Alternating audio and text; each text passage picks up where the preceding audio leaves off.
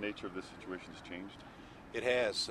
I think my assistant, Ty Countryman, had told you about what brought us into this area. We were in the area on a totally unrelated call. I believe it was a prowler call, when a lot of our agents heard shots fired over in the area of 19th and Eaton Street, and they responded to that after hearing those shots.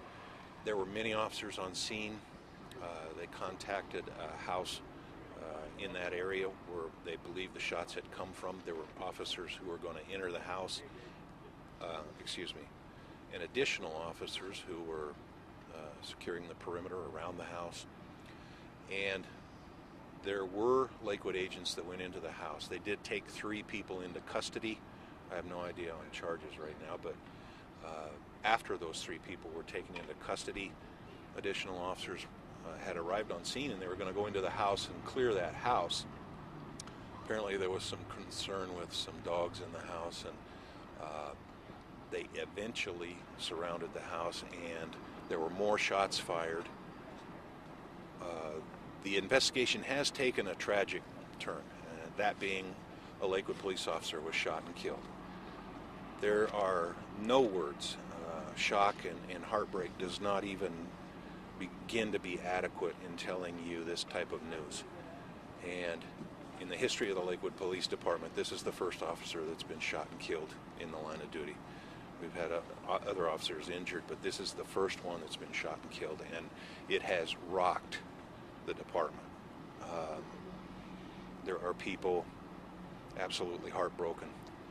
His family, first and foremost, and it's my understanding that the chief is there now with the officer's family at their home.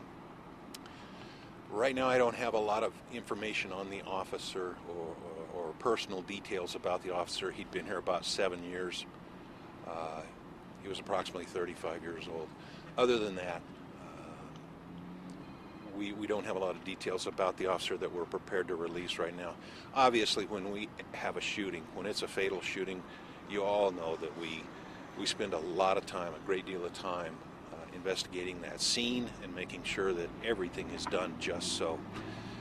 In a case like this, it's probably tenfold. We're going to be taking a long, long time. I'm sure that we'll be here for days going over the scene, trying to answer many, many questions, and doing that all with some pretty heavy hearts.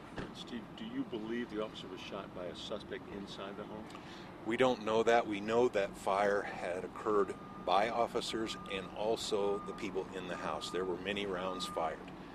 There's no confirmation yet whose round hit the officer. Was anyone else shot or just the officer? No. As far as I know, there were no other injuries, certainly no other fatalities. These 3 people are in custody.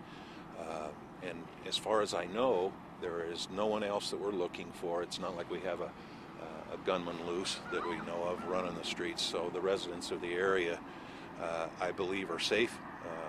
If we thought differently, you can rest assured that we would be having reverse 911 calls and telling people to stay inside their residence, but that has not happened. So instead of potentially a suspect being shot and killed, it was the officer.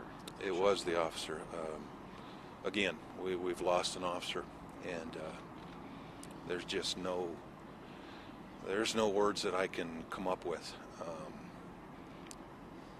to say that we're shocked, to say that we're heartbroken, seems rather inadequate.